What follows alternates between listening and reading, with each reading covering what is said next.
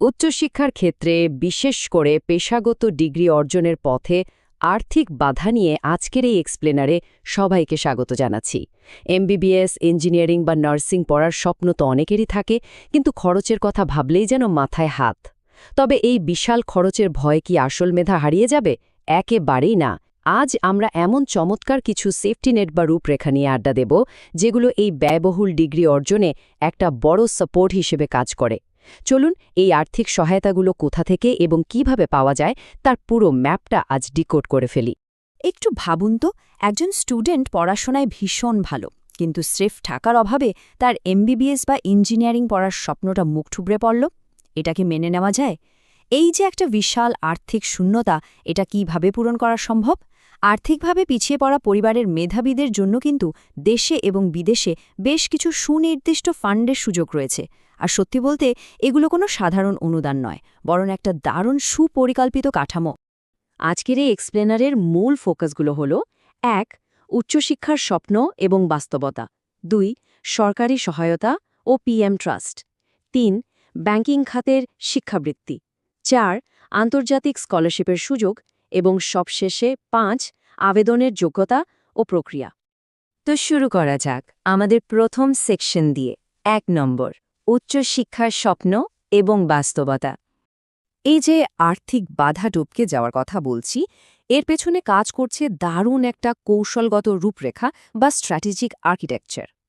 একটা ব্যাপার পরিষ্কার করে নেওয়া ভালো, এই সহায়তাগুলো কিন্তু কোনোভাবেই দান বা চ্যারিটি নয়, বরং এটাকে আমরা বলতে পারি হিউম্যান ক্যাপিটালের ওপর একটা মাস্টার ইনভেস্টমেন্ট।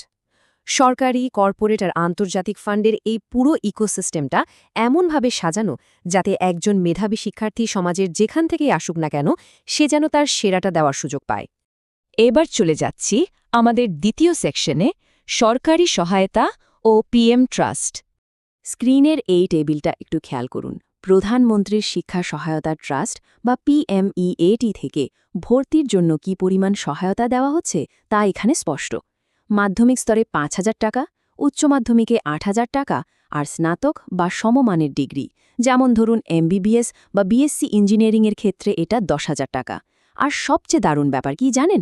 এই টাকাটা ইএফটি বা মোবাইল ব্যাংকিংয়ের মাধ্যমে সরাসরি স্টুডেন্টসদের অ্যাকাউন্টে চলে যায়, মানে মাঝখানে কোনো ঝুটঝামেলা নেই। এই পলিসির একটা অত্যন্ত সম্মানজনক দিক হল এর অন্তর্ভুক্তিমূলক দৃষ্টিভঙ্গি, মানে সরকার নিশ্চিত করতে চায় যাতে কেউ পিছিয়ে না পড়ে। নির্দেশিকায় একদম স্পষ্টভাবে বলা আছে, প্রতিবন্ধী ব্যক্তি এবং তাদের সন্তানেরা এই সহায়তা পাওয়ার ক্ষেত্রে বিশেষ অগ্রাধিকার পাবেন। সমাজের সব স্তরের মানুষকে, বিশেষ করে প্রতিবন্ধী ব্যক্তিদের মূল স্রোতে যুক্ত করার এই মানবিক উদ্যোগটা সত্যি প্রশংসনীয়। আর এই ইনক্লুসিভিটি বা অন্তর্ভুক্তির কনসেপ্টটা যে শুধু আমাদের দেশেই আছে তা কিন্তু নয়, আঞ্চলিক পর্যায়েও এর দারুণ প্রভাব দেখা যায়। যেমন ধরুন পিএমইউএসপি স্কিমটির কথা। এখানে সুনির্দিষ্টভাবে প্রতিবন্ধী ব্যক্তিদের জন্য ৫% কোটা সংরক্ষিত থাকে।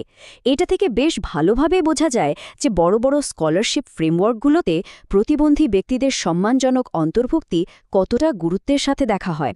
চলুন এবার দেখি ৩ নম্বর সেকশন, ব্যাংকিং খাতের শিক্ষাবৃত্তি। সরকারি উদ্যোগের পাশাপাশি ব্যাংকিং খাতের সাপোর্টটাও কিন্তু বিশাল। ডাচবাংলা ব্যাংকের মাসিক বৃত্তির এই চার্টটা দেখলে বিষয়টা পরিষ্কার হবে। এইচএসসি স্তরে মাসিক ২৫০০ টাকা, স্নাতক স্তরে সেটা ৩,০০০ টাকা। কিন্তু খেয়াল করুন, মেডিকেল পোস্ট গ্র্যাজুয়েশনের মতো লম্বা আর কঠিন পড়াশোনার ক্ষেত্রে এই পরিমাণটা এক লাফে মাসিক ১০,০০০ টাকায় গিয়ে দাঁড়াচ্ছে। অর্থাৎ তারা শুধু একবার টাকা দিয়েই দায়িত্ব শেষ করছে না, বরং পড়াশোনার চাপ বাড়ার সাথে সাথে সাপোর্টটাও বাড়িয়ে দিচ্ছে। বেসরকারি ব্যাংকগুলোর সিএসআর ফান্ডের আকার শুনলে যে কেউ চমকে যাবে। ডিবিবিএল প্রতি চক্রে ১৩ কোটি টাকারও বেশি স্কলারশিপ দিচ্ছে, যেখানে গ্রামীণ আর নারী কোটা মেনটেন করা হচ্ছে খুব কঠোরভাবে। আবার আল আরাফা ইসলামিক ব্যাংক মাসিক ৩,৫০০ টাকা করে বৃত্তি দিচ্ছে ৮০০ শিক্ষার্থীকে। ওদিকে পূবালী ব্যাংক ভরসা ইনস্টিটিউটের মাধ্যমে স্কিল ডেভেলপমেন্টেও ফান্ডিং করছে। বোঝাই যাচ্ছে এগুলো কোনো বিচ্ছিন্ন ঘটনা নয়, বরং বেশ শক্তপোক্ত একটা সিস্টেম। স্ক্রিনে এখন ডাচ বাংলা ব্যাংকের পোস্ট গ্র্যাজুয়েশন বৃত্তির আসল আবেদনপত্রটি দেখা যাচ্ছে। ফাইন্যান্সিয়াল ডেটা নিয়ে তো অনেক কথা হলো, কিন্তু এই ফর্মটা দেখানোর উদ্দেশ্য হচ্ছে পুরো ব্যাপারটা যে কতটা বাস্তবিক এবং হাতের নাগালে সেটা ফিল করা।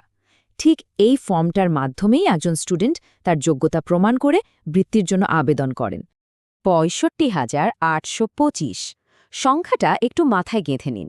ডাচ বাংলা ব্যাংকের এই শিক্ষাবৃত্তির ইকোসিস্টেম থেকে এখন পর্যন্ত ঠিক এতজন স্টুডেন্ট সরাসরি উপকৃত হয়েছেন। এদের মধ্যে হাজার হাজার শিক্ষার্থী আজ কিন্তু সফল ডাক্তার, ইঞ্জিনিয়ার বা কর্পোরেট প্রফেশনাল হিসেবে নিজেদের প্রতিষ্ঠিত করেছেন। একেবারে রিয়েল গেম চেঞ্জার, তাই না? এবার আমরা ঢুকছি ৪ নম্বর সেকশনে, আন্তর্জাতিক স্কলারশিপের সুযোগ।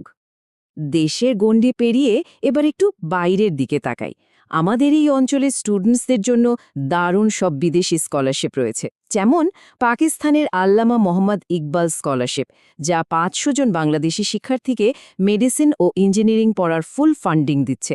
আবার ভারতের পিএমএসএস স্কিমটি প্রাক্তন সেনা সদস্যদের পরিবারের সদস্যদের কারিগরি শিক্ষায় ব্যাকআপ দিচ্ছে। বুঝতেই পারছেন ক্ষেত্র অনুযায়ী এই সুযোগগুলোর বৈচিত্র্য কত চমৎকার।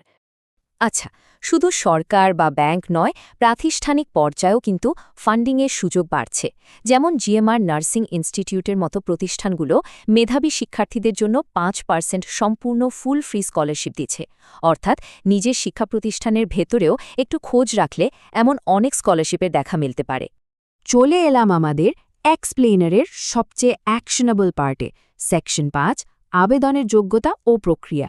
এতক্ষণ তো ফান্ডের কথা জানলাম, এবার জানব এটা কিভাবে পাওয়া যায়। দেখুন, এই স্কলারশিপগুলো অর্জনের মাপকাঠিগুলো কিন্তু বেশ কড়া। প্রথমত, বাংলাদেশের নাগরিক হতে হবে। দ্বিতীয়ত, রেজাল্ট হতে হবে দারুণ, যেমন ডিবিবিএল এর ক্ষেত্রে অন্তত 3.00 সিজিপিএ লাগে। আর সবচেয়ে ভাইটাল পয়েন্ট হলো আর্থিক অসচ্ছলতার সলিড প্রমাণ থাকতে হবে। সাধারণত পরিবারের বার্ষিক আয় ৩ লাখ টাকার নিচে হতে হয়। সোজা কথায়, এখানে মেধা এবং আর্থিক প্রয়োজন এ দুটোর পারফেক্ট ব্যালেন্স থাকাটা ম্যান্ডেটরি। স্ক্রিনের এই ডকুমেন্টের লিস্টটা একবার চোখ বুলিয়ে নিন। ছবি, মার্কশিট থেকে শুরু করে বিভাগীয় প্রধানের রেকমেন্ডেশন, অনেক কিছুই লাগে। এগুলো মূলত আপনার একাডেমিক রেজাল্ট আর আর্থিক অবস্থা প্রমাণের জন্য দরকার।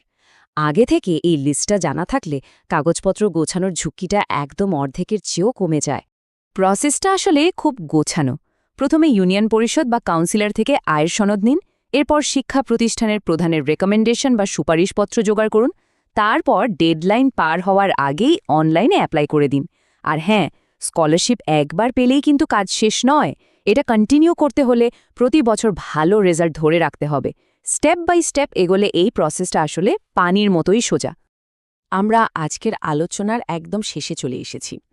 পুরো এক্সপ্লেনার থেকে একটা জিনিস পরিষ্কার, তা হলো এই স্কলারশিপগুলো কখনোই কোনো চ্যারিটি বা করুণা নয়, বরং সমাজের প্রান্তিক জনগোষ্ঠী এবং বিশেষভাবে প্রতিবন্ধী ব্যক্তি ও তাদের পরিবারকে মূল স্রোতে নিয়ে আসার জন্য এগুলো রাষ্ট্রের এক একটা দারুণ কৌশলগত বিনিয়োগ। মেধা আর ইচ্ছে শক্তি থাকলে টাকা যে আসলে কোনো বাধাই নয়, এই ব্যবস্থাগুলো সেটাই প্রমাণ করে দিচ্ছে। তাহলে আজকের সবচেয়ে বড় প্রশ্নটা দিয়ে শেষ করি। যেহেতু এত চমৎকার একটা আর্থিক সেফটি নেট আমাদের হাতের কাছেই প্রস্তুত, তাহলে আর দেরি কেন? যাদের এই সাপোর্টটা সত্যি প্রয়োজন, তাদের পরবর্তী পদক্ষেপ কি হওয়া উচিত? সব তথ্য তো এখন জানা হয়ে গেল। এখনই দরকারি কাগজপত্র গুছিয়ে প্রস্তুতি শুরু করে দেওয়াটা হবে সবচেয়ে বুদ্ধিমানের কাজ। আশা করছি এই এক্সপ্লেনারটি পেশাগত স্বপ্নের পথে একটা দারুণ গাইডলাইন হিসেবে কাজ করবে। সবাই ভালো থাকবেন, শিখতে থাকুন আর এভাবেই এগিয়ে যান।